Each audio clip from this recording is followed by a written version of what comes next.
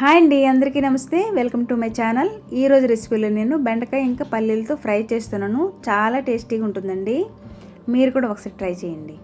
ఈ రెసిపీ కోసం నేను 1/2 kg బెండకాయలు తీసుకొని వీటిని బాగా వాష్ చేసేసుకొని ఒక పొడి క్లాత్తో తడి మొత్తం పోయేంత వరకు తుడుచుకొని ఇలా చిన్న చిన్న ముక్కలుగా కట్ చేసుకొని రెడీ చేసుకొని పెట్టుకున్నాను. ఇప్పుడు స్టవ్ పైన ఒక ప్యాన్ పెట్టుకొని అందులో 2 to 3 టేబుల్ స్పూన్ ఆయిల్ వేసుకొని ఆయిల్ కొంచెం వేడెక్కాక ఇందులో 1/2 కప్పు వరకు పల్లీలు వేసుకోవాలి. పల్లీలు కొంచెం తగ్గించుకున్నా పర్వాలేదండి. ఇప్పుడు ఈ పల్లీల్ని గోల్డెన్ బ్రౌన్ కలర్ వచ్చేంత వరకు వేయించుకోవాలి. అంటే కొంచెం క్రంచీగా వస్తే సరిపోతుంది. ఇలా క్రంచీగా వచ్చాక వీటిని ఒక ప్లేట్లోకి తీసుకొని పక్కన పెట్టేసుకుందాం.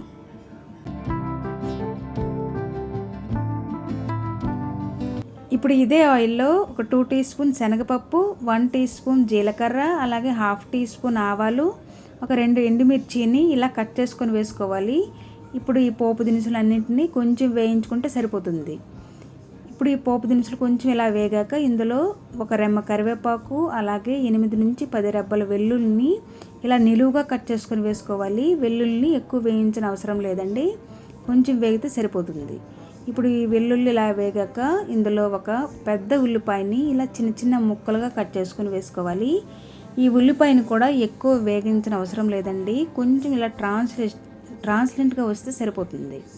చూడండి, ఈ విధంగా వచ్చాక ఇందులో మనం ముందుగా కట్ చేసి పెట్టుకున్నాం కదా బెండకాయ ముక్కలు, వీటిని వేసేసుకొని ఇందులో రుచికి తగినంత ఉప్పు, అలాగే 1/2 టీ స్పూన్ పసుపు వేసుకొని ఇవన్నింటినీ బాగా కలిపేసుకున్న తర్వాత మూత పెట్టకుండా ఫ్లేమ్ని మీడియంలో పెట్టుకొని మధ్య మధ్యలో కలుపుతూ ఫ్రై చేసుకోవాలి.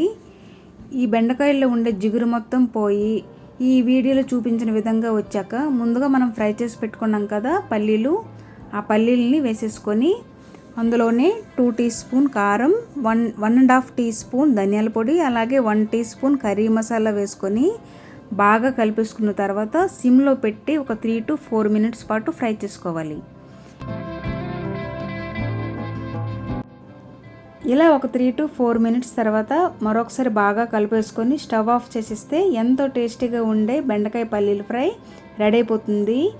ఈ ఫ్రైని రసం రైస్తో కానీ, సాంబార్ రైస్తో కానీ, లేకపోతే పప్పుచారుతో కానీ తింటే చాలా బాగుంటుందండి. మీరు కూడా ఒకసారి ట్రై చేయండి.